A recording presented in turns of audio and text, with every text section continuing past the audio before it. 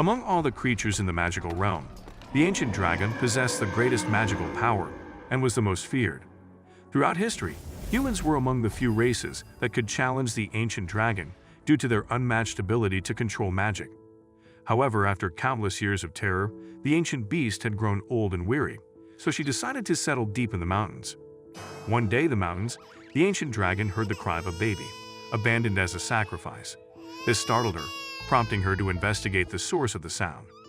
Upon reaching the location, she found an ugly baby with an enormous head and big round eyes like an owl, which took her by surprise. Given the long-standing enmity between dragons and humans, the ancient dragon thought ending the baby's life while it was still young would be best. But as she raised her claw to strike, the baby giggled and began to play with her sharp talon, stirring an unexpected emotion within the dragon. The dragon couldn't help but burst into laughter, a wild and booming sound that scared the poor baby senseless. Realizing there was something special about this child, the ancient dragon decided to raise the boy as her own. After all, humans tend to imprint on the first thing they see, calling it mother. That moment, she pondered deeply, knowing that humans were the only beings capable of matching her magic. If she trained the child, combining human potential with her teachings, he could become a god of magic, perhaps even strong enough to extend her life, since she had only a few years left. With that in mind, the dragon named the child Hadar, hoping that one day he would grow up and save her in return. However, there was still the immediate issue of taking care of the baby. When baby Hadar began to cry, the dragon was baffled. After thinking hard, she deduced that the baby must be hungry. Using her ancient wisdom, she came up with an Einstein-level idea: to feed the baby stones since his ugly head was shaped like a rock. Luckily, she stopped just in time and had a better thought. Using her human transformation magic, she transformed into the hottest MILF with horns. Seeing her, baby Hadar was awestruck, his eyes wide and jaw nearly hitting the ground. The dragon, now human, attempted to feed him from her humongous milk factory. But the sight of the enormous jiggling melons terrified Hadar. Despite this, his primal simp instincts kicked in, and he couldn't resist. Grabbing onto the soft melons, he began slurping with all his might. After nursing, Hadar seemed supercharged with energy, like a weightlifter on steroids. So the boss baby jumped up like a demon possessed and began to bolt faster than Usain Bolt, which scared the out of the mummy dragon. She immediately screamed at him to stop, worried he'd crash into a tree. But instead of hitting it, Hadar sent the tree flying with the strength of Hercules and Thanos combined, uprooting it completely. Seeing this, the dragon mother smiled, realizing she had made the right decision in raising him. After that, Hadar cried for more milk and time passed. Months turned into years, and by the time he was 4 years old, Hadar had outgrown milk and craved something stronger, like a blunt. But when the dragon mom, in a sus manner, offered him more jiggle mummy milk, Hadar, now a top geek, declined and asked to be taught magic instead. So the dragon mother agreed and told him they would begin with the basics of magic. Hadar, excited, begged to learn dragon breath. However, the mother dragon felt he was too young for that, explaining that the first step was learning to summon magic circles, a difficult task that took even powerful dragons 2 years to master. But Hadar insisted on giving it a try. The mother dragon then summoned a magic circle for dragon breath and instructed him to visualize it in his mind. She also warned him not to shoot it at the ground, but to aim for the sky. To her astonishment, Hadar visualized the circle immediately and, in the blink of an eye, unleashed the most powerful dragon breath she had ever seen. His overwhelming power utterly terrified her, especially since he mastered it on his first try. She realized Hadar's magical ability and control at such a young age were extraordinary. From that day on, Hadar trained under his dragon mother, practicing dragon breath until he ran out of mana. He also took an interest in reading the magic grimoires she gave him, and he quickly learned many spells. He even created a massive sand sculpture of his mother at a very young age. 2 years passed swiftly, and by the time Hadar was 6, his dragon mother taught him how to summon larger magic circles. When Hadar turned 10, the dragon mother felt he was old enough to perform the life extension spell on her. But Hadar was frightened, thinking she was preparing to enter the afterlife. However, she reassured him that she still had 477 years left, but wanted more time. Hadar then activated the lifespan extension magic and added over 1,000 years to her life. Delighted, the greedy dragon mother asked for more years, and Hadar obliged, elongating her lifespan further. With these, she thanked him, calling him her savior, but Hadar insisted she was his savior for rescuing him when he was abandoned as a sacrifice. Years passed and Hadar, now 12, waited at the mountain for his dragon mother, who had been away for 3 days. When she returned, the sissy was so happy that he cried like a girl. Reaching out to hug her, he accidentally activated the spell called Dragon Flash, sending a powerful gust of wind that knocked her to the ground along with the papers she had brought from the city. Dazed, the dragon mother wondered what had happened, and Hadar, rushing over, explained that he had increased the power of his dragon breath unintentionally. Afterward, the dragon mother informed Hadar that it was time for him to enroll in the Royal Magic Academy. She told him he had to pass the entrance exam and that he couldn't live on the mountain forever like a low-budget Tarzan. Mother Dragon added that Hadar needed to develop social skills and interact with other humans. She then gave him a copy of the mock exam papers and urged him to study. In the following days, Hadar studied hard and realized that some of the questions were things he had already learned from the books his mother had given him. Watching his determination, the dragon mother began to worry, knowing that her baby boy might soon leave her. To prevent this, she decided to burn the mock exam papers with her fire breath, hoping to stop him from attending the magic school. Weeks later, the day of the Magic Academy entrance examination finally arrived. The mother dragon transformed into her dragon form and flew Hadar to the Royal Academy of Magic. To avoid causing panic at the school, she dropped Hadar from the sky, and using his flight magic, Hadar made a smooth landing at the academy's entrance. Standing before the school, Hadar felt elated at the thought of gaining admission, but soon realized he had no idea where the exam was being held since no one was around. While he pondered what to do next, a girl a few inches away from the ground named Cecilia approached and asked why he was standing around like some confused bouncer in the wrong club. Hadar explained that he was looking for the exam registration desk. Cecilia pointed out that he was at the entrance gate, and the exam registration was at the main entrance with the other students. She then teased him, asking if he was from the bush due to how dumb he was, to which the Rizless bum replied, saying he was actually from a cave. Amused, Cecilia decided to guide him to the exam hall before he got lost when they reached the examination room for the written part of the test. The female instructor, who looked like she had been dumped twice by the same guy, handed out the exam papers and told them to begin. Before they started, Cecilia gave Hadar a wink, encouraging him to do his best so they could both get into the academy. A few hours later, the written exam ended, and Cecilia asked how it went. Hadar told her that although the test was nerve-wracking, he managed to answer all 6 subjects, leaving Cecilia in total shock. The exam had 2 required subjects and 4 electives, with students needing to pick only 2, but the Essig Newton decided to do all 6. After that, Cecilia informed him that their next challenge was the swordsmanship exam. At the arena for the swordsmanship exam, they were stunned to see the instructor thrashing a group of students like a seasoned samurai. Cecilia then whispered to Hadar that the swordsmanship exam was just for show and defeating the instructor was impossible. When the exam started, Hadar was shocked to discover that all the other students had brought their own swords from home while he came without any sword. With this realization, he dropped to the ground in despair, thinking he had failed and wouldn't be accepted into the academy. However, the martial instructor tapped him on the shoulder and told him he could use one of the loner swords. The instructor then directed him to the sword rack, but Hadar was dismayed to find the swords were in terrible shape and practically unusable. So he asked for permission to create his own sword, which the instructor granted. Judging by Hadar's small and lanky stature, the instructor assumed he was just another weakling who would be defeated in seconds. In a flash, Hadar summoned the power of the wind, creating a light tornado in the arena. From the swirling air, a gleaming, sharp sword appeared in his hand. Seeing this, the instructor was stunned, and his soul nearly left his body. Meanwhile, the short Jikachad smirked like a true protagonist, ready to duel. He immediately charged at the instructor, swinging his sword so fiercely that it nearly took the instructor's head off, but the instructor dodged at the last second.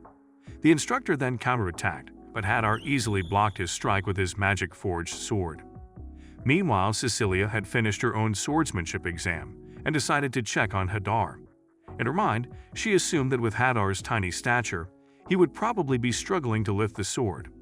However, she was utterly shocked when she saw him dominating the instructor, even shattering the instructor's sword. Bewildered but curious, Cecilia asked Hadar about the blade he was wielding. He then handed her the sword, and the moment she took hold of it, the weight pushed her hands to the ground, nearly paralyzing her. Hadar then calmly picked the sword back up, explaining that he had created it using 2 rare alloys that were impossible to find. He went on to say he used atomic transmutation alchemy combined with air, making it the strongest combination of elements, leaving Cecilia in awe. The defeated instructor, who was still on the ground, stood up and admitted that Hadar had won the duel and directed him to the next part of the exam. During lunch break, Hadar and Cecilia sat outside the main building. Cecilia was still in disbelief that she was on the premises of her dream academy and hoped she would gain admission. Hadar, on the other hand, was feeling anxious. He feared that his overpowered performance in the exams, especially breaking the instructor's sword, would get him disqualified or, at best, earn him a poor score. He instantly started to cry, believing his dreams of joining the academy were over. Cecilia then comforted him, reminding him that he still had a chance to prove himself in the upcoming magic test. She explained that the test had two parts. Students could either perform attack magic, aiming fire spells at a bullseye, or participate in creation magic, where they had to create a unique magical item. Cecilia opted for attack magic, while Hadar chose creation magic since there was a 30-point bonus for the most creative invention. However, Cecilia warned him not to create something absurd like a robot that carries babies while their mothers nap. Just then, the time for the final test arrived. Wishing each other luck, Hadar and Cecilia parted ways. Few minutes later, Hadar entered the magic creation exam room, where the blonde instructor looked frustrated about the low number of applicants, despite the added bonus points. Later on, she explained that each student would receive a magic stone from which they could create whatever they wished. Despite the low-quality magic stone, Hadar was determined to create something extraordinary. The next day, the academy instructors were buzzing about Hadar's performance. For the written exam, the short genius had scored perfectly in all 6 subjects. In the swordsmanship test, he had literally wiped the floor with the worthless instructor. With these, the teachers were astonished, and to top it off, the magic instructor stormed in, revealing a gravity-defying magical item that Hadar had created during the final test. His scores were the highest in the academy's history, earning him admission with flying colors. However, before the entrance exam results reached Hadar, he was in a state of panic, convinced that he had failed miserably. This made his dragon mother happy because she thought he would stay with her in the mountains forever. A few days later, the students who had been accepted into the Royal Academy of Magic were invited back for their orientation in the cafeteria. As Hadar made his way to a table with his lunch, his tray clanged against Cecilia's. To his surprise, Cecilia had also gained admission. Seeing Hadar, she smiled warmly, having expected to see him since he had achieved an unprecedented score. As they sat together in the school cafeteria, an announcement echoed through the hall. All students who had been accepted into the academy were required to undergo a one-day internship at a bamboo construction company. The goal was to enhance their architectural skills. While eating, Hadar told Cecilia about his mother, the dragon, and how she had always pushed him to achieve greatness. Cecilia remarked that his mother must be a wonderful person for encouraging him to excel. However, mid-conversation, Hadar noticed someone staring at him. Turning around, he saw the most prettiest chick he had ever laid eyes on.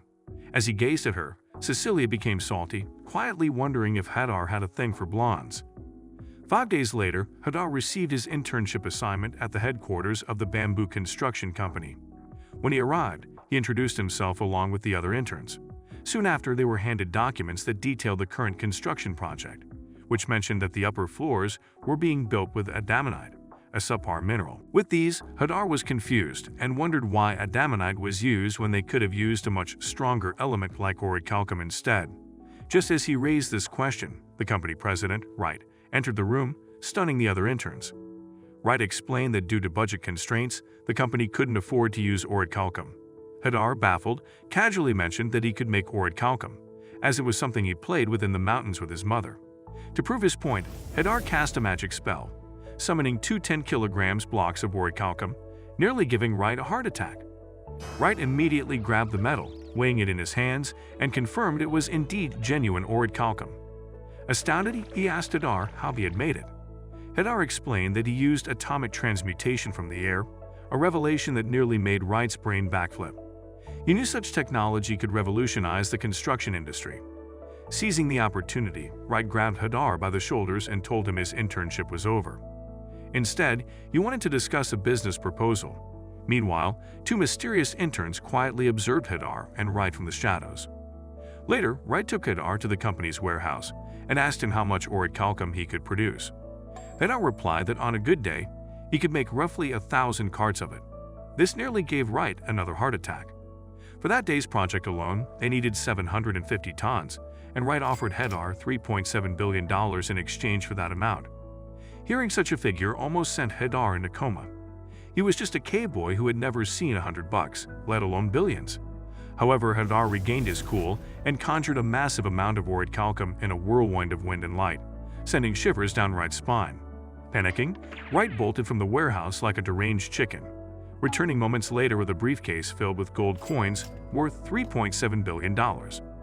He then proposed a partnership to Hadar, promising that the more orichalcum he created, the bigger the payday. He insisted that, as a human capitalist, he cared deeply about the well-being of his workers. Just then, their conversation was interrupted by the two mysterious interns from earlier. Seeing them, Wright immediately scolded them for being in the warehouse, which was off-limits. But before he could finish, the two maniacs revealed their perfect plan for success, kidnapping Wright for ransom. In an instant, they charged at him. Unfortunately for them, it wasn't their day. Noticing the threat to Wright's life, Hadar instantly summoned an impenetrable wall of orichalcum, causing the female assailant to crash into it, knocking herself out cold. Hadar then calmly walked toward the male attacker, telling him that Wright was his business partner and no harm would come to him. Hearing this, the terrified loser, who had already peed his pants, fainted on the spot. On the other hand, Wright was impressed beyond words and wondered where on earth this extraordinary midget had come from. A month later, the academy officially began. Hadar and Cecilia found themselves in the same class, much to their excitement. Cecilia eagerly asked how his internship had gone, and Hadar told her that things had gone almost too well. He had even received a job offer. Hearing this, Cecilia was dumbfounded. That moment, Hadar pondered how much his life had changed, thinking about his dragon mother and his newfound challenges. His thoughts were abruptly interrupted by the arrival of Iam, the prince of the kingdom.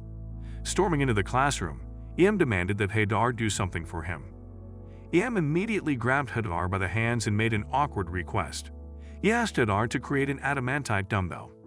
Being a fitness fanatic, the weirdo explained that every dumbbell he used felt too light, so he needed one that was much heavier. He also mentioned that he had seen Hadar create an adamantite sword out of thin air during the swordsmanship entrance exam. So he requested an adamantite dumbbell, promising to show his gratitude. After much thought, Hadar agreed and without hesitation, summoned the wind and created 6 dumbbells made of adamantite. Seeing them, Iam eagerly picked them up, thrilled by how heavy they were. But Hadar wasn't finished. He wanted to impress them further.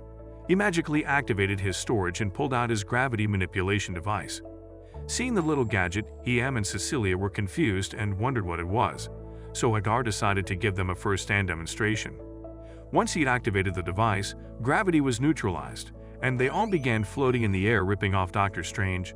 Just then, their hot teacher, Seal, entered the room and ordered them to settle down.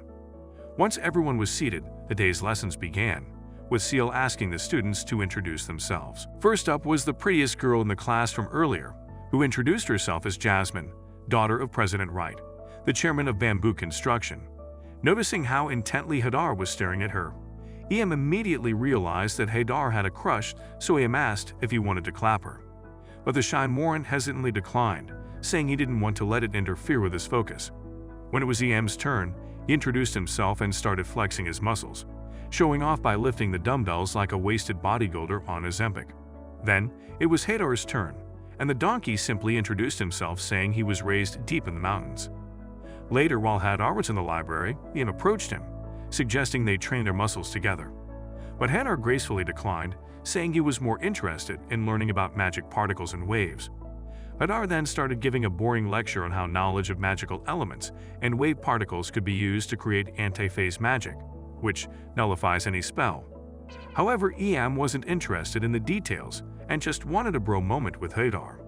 The next day in school, all the first-year magic students gathered at the training center for a magic combat practice. They were instructed by Seal to pair up for a mock battle focused on nullifying their opponent's attacks. Since Hadar was a special student, Seal decided to partner with him for the practice.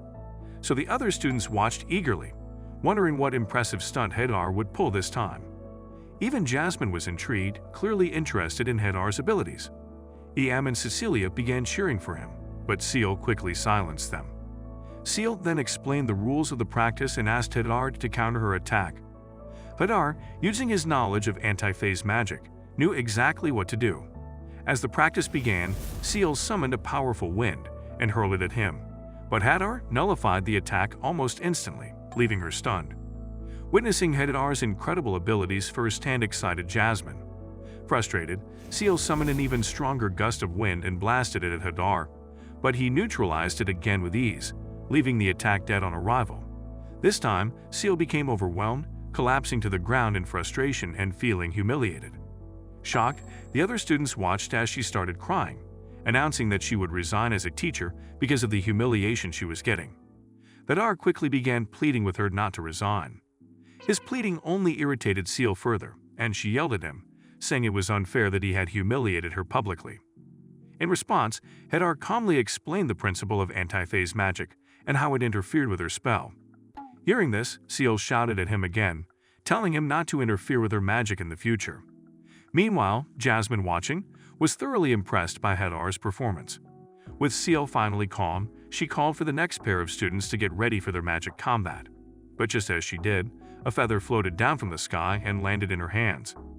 Immediately recognizing the feather's pattern, Seal grew alarmed. She looked up, and to everyone's shock, they saw a massive monstrous bird, a griffin, hovering in midair, terrifying everyone. In that moment, Seal declared an emergency, announcing that the mock battle was over.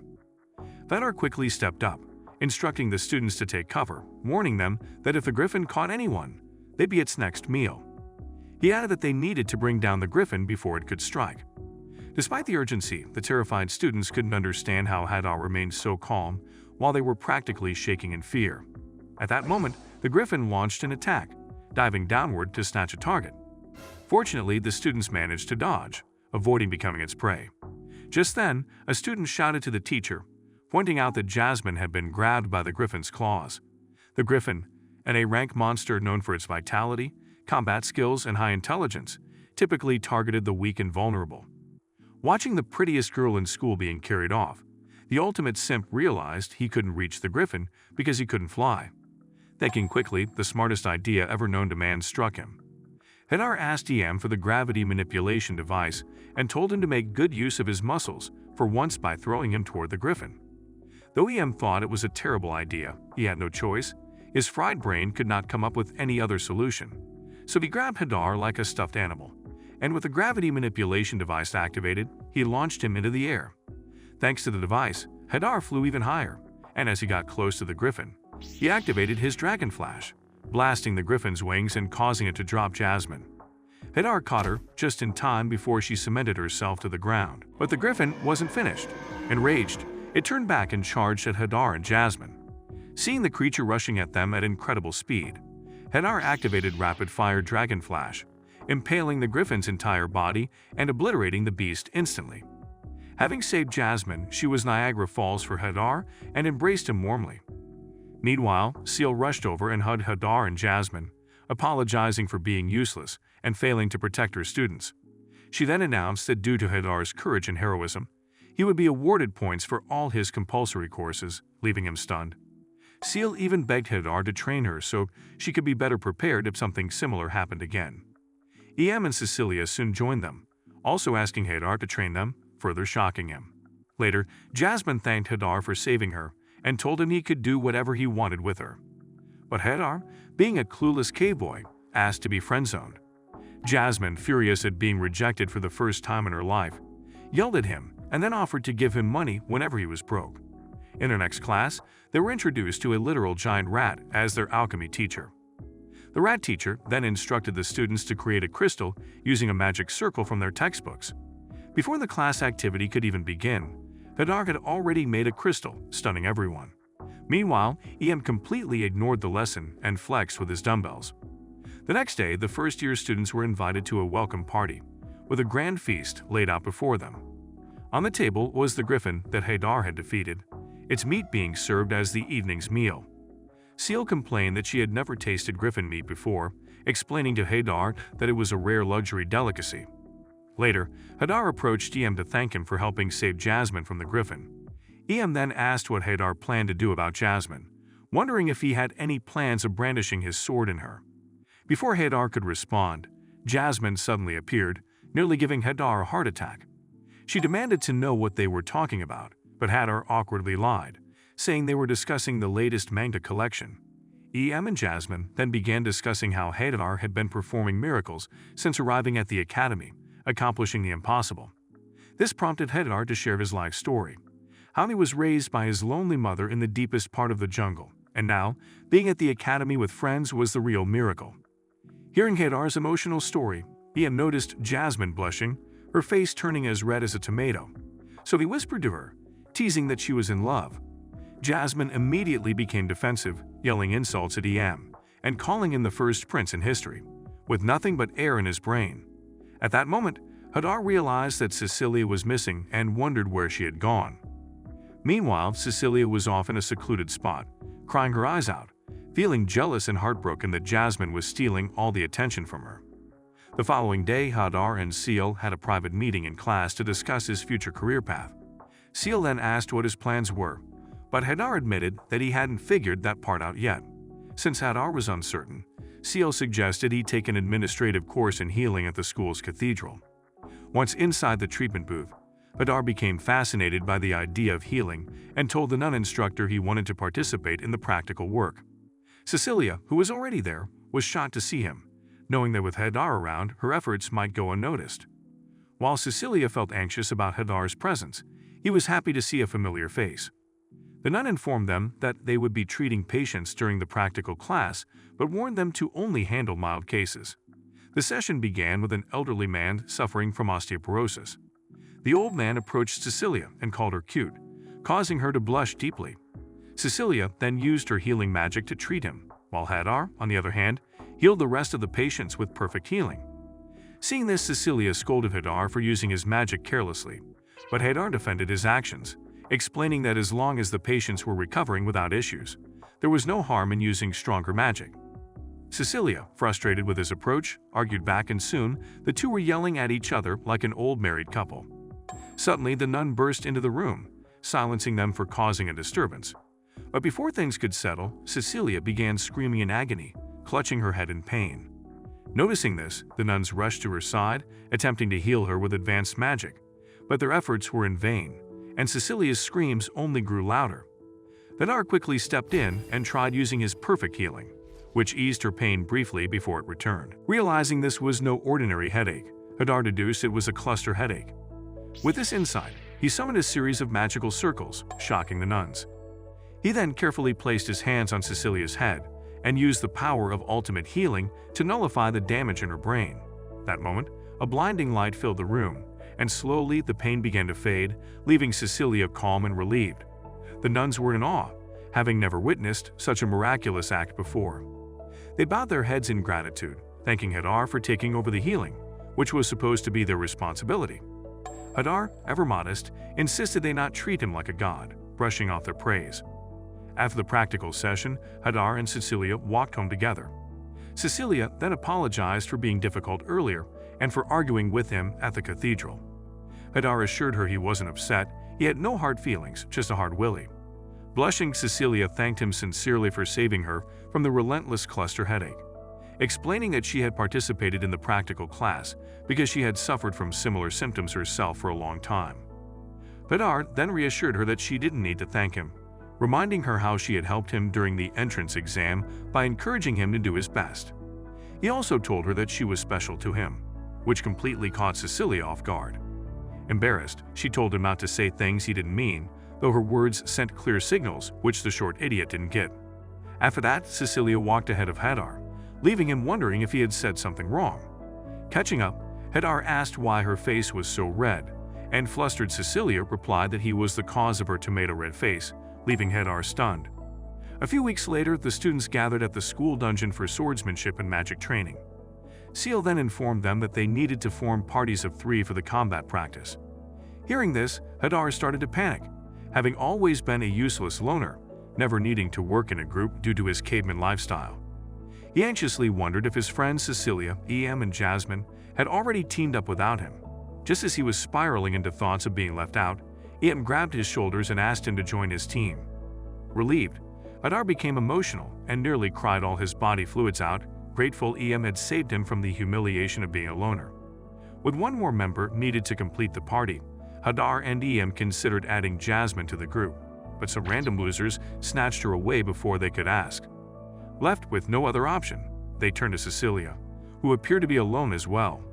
Hadar, however, confided in EM that since their encounter at the cathedral exam, Cecilia had been avoiding him like a disease, and they hadn't spoken much. EM, ever the blunt one, called Hadar a dense goat and explained that Cecilia was probably avoiding him because she liked him. Just then, Cecilia approached and demanded to join their party. With their team complete, they made their way to the ruins harboring the dungeon.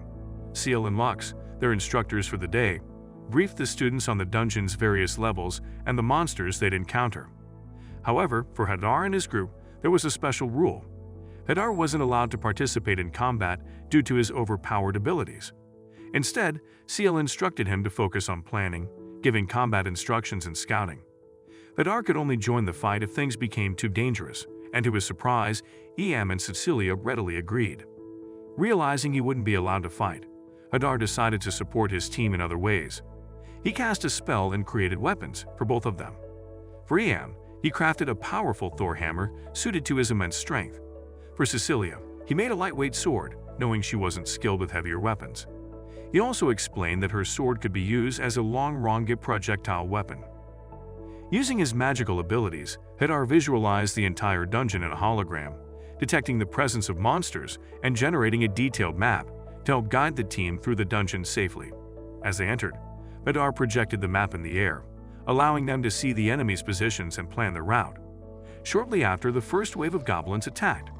Armed with their new weapons, EM and Cecilia charged at the goblins and took them down effortlessly, clearing the floor in seconds.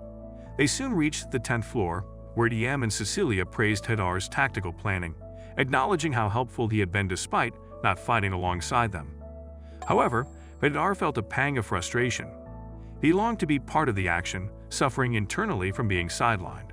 Just then, a second wave of monsters appeared, led by an S-rank goblin wielding a sharp weapon. Seeing the danger, Hadar immediately jumped in to warn his team, urging them to step back since he believed the goblins would be too tough for them.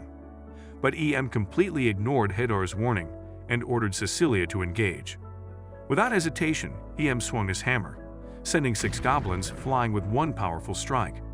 Before Hadar could deal with the S-rank goblin, Cecilia surprised him by casting a projectile spell with her sword, nearly taking out the goblin in one swift move.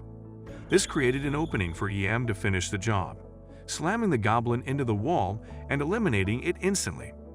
With the battle won, Hadar praised their teamwork but secretly teared up, wishing he could have been more involved.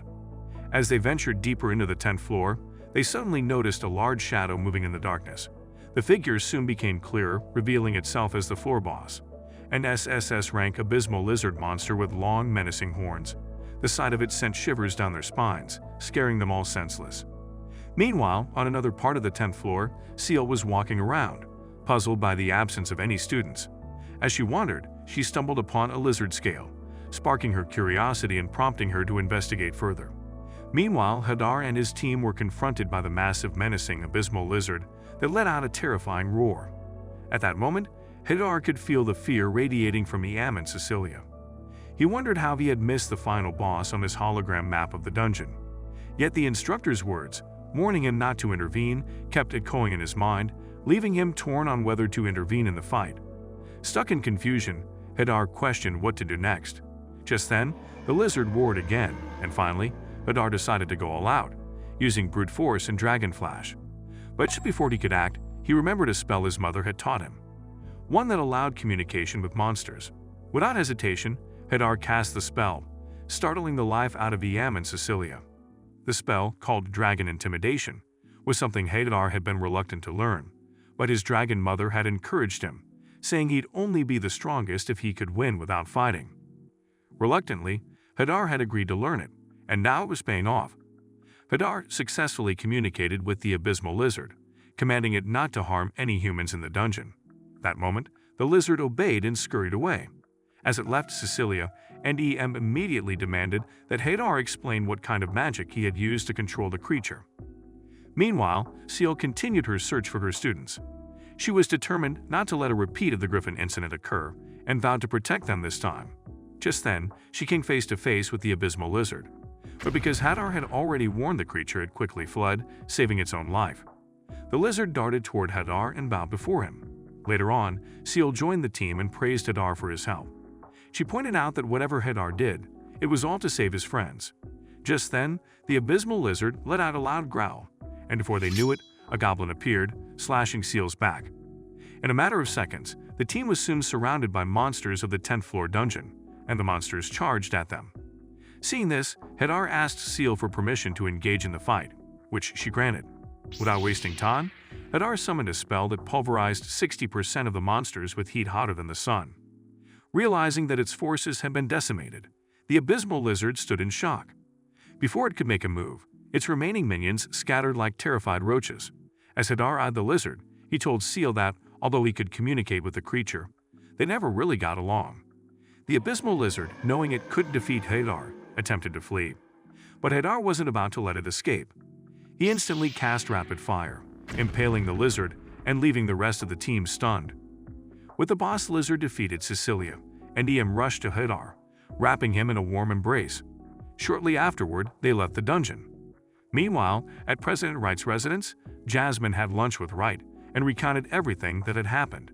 How Hadar's actions had caused all the monsters to flee away from the students after what he did to their boss lizard. Wright, however, wasn't surprised. Instead, he began to contemplate how he could use Hadar's impressive combat skills to his advantage. Suddenly, he stood up from the table, informing Jasmine that he had the perfect plan. What could the greedy president be scheming, and how does he intend to use Hadar's overpowered abilities to benefit himself? Comment rapid fire if you're eager to find out in our part 2.